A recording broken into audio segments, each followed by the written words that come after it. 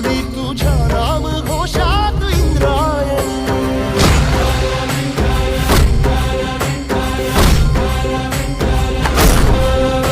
भिडे आसमंती ध्वजा वैष्णवांची उभी पंढरी आज नानावली. तुझे नाव ओठी तुझे रूप ध्यानी जीवाला तुझी आस गा लागली. जरी बाप साऱ्या जगाचा परी